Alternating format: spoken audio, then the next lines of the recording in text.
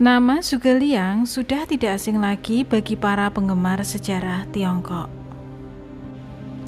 Zhuge memiliki nama lengkap Zhuge Gongming atau Gongbeng.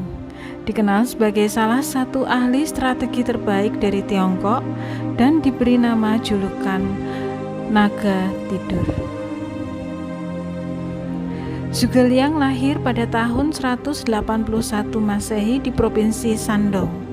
Setelah kelahirannya, terjadilah pemberontakan Huangjin pada tahun 184 Masehi sampai 204 Masehi dan Tianxi Dao pada tahun 184 Masehi yang memporak-porandakan negeri Tiongkok.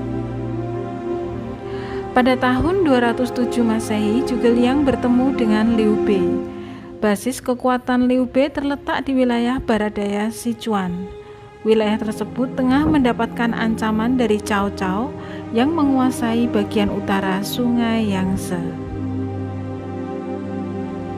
Liu Bei dan Zhuge membangun rencana aliansi antara Liu Bei dengan pasukan penguasa wilayah barat daya yang bernama Sun Quan. Pada tahun 208, pasukan aliansi Liu Bei dan Sun Quan berhasil mengalahkan pasukan Cao Cao dalam Perang Sibi. Kemenangan tersebut berhasil menyatukan kedua wilayah selatan itu menjadi kekaisaran, tepat pada masa berakhirnya dinasti Han di bagian timur. Zhuge atau juga disebut Naga Tidur merupakan penasehat perang terbaik di masa tiga kerajaan. Zhuge terkenal dengan kemampuannya dalam membaca alam, pintar, dan seringkali menggunakan taktik perang yang didukung oleh alam.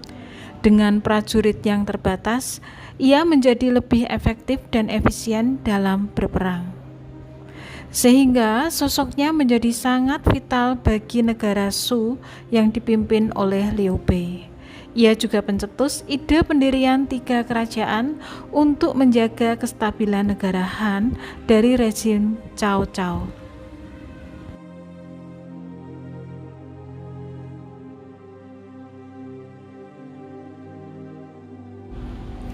Ada satu kisah menarik bagaimana Zhuge memenuhi janji kepada Zhou Yu, yaitu salah seorang panglima dari Sun Quan, untuk mendapatkan 100.000 anak panah dalam waktu 3 hari.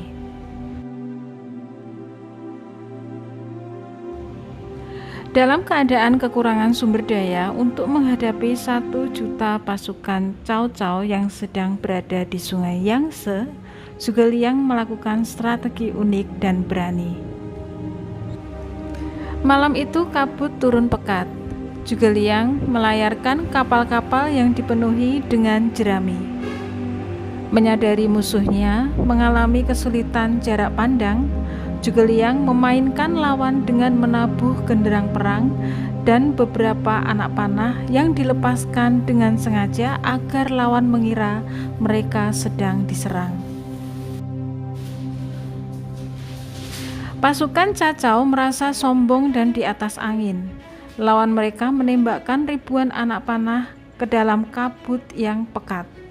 Zhuge terus menabuh genderang dan lawan semakin geram sehingga ribuan anak panah lain melesat menghujani kapal-kapal jerami milik Zhuge Anak panah yang dilepaskan oleh prajurit Cao Cao menancap di kapal-kapal jerami. Dan anak panah itulah yang kemudian diserahkan Zhuge kepada Zhou Yu untuk menyerang Cao Cao.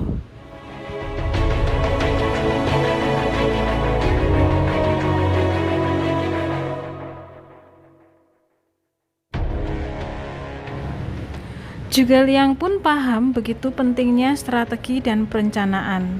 Strategi taktis yang diusulkannya mampu mengantarkan pada kemenangan perang. Dalam ilmu manajemen dan kepemimpinan, salah satu pilar paling penting yang tidak boleh dilupakan adalah perencanaan. Ia memiliki pembawaan yang tenang dan rendah hati, tetapi ia memiliki cara yang tidak biasa. Caranya mendapatkan 100.000 anak panah Cao Cao adalah contohnya. Belum lagi strateginya dalam bertaruh bahwa implikasi dari rangkaian strateginya akan menimbulkan ketidakpercayaan Cao Cao pada dua laksamana yang paling paham medan. Disinilah titik balik kemenangan perang itu terjadi.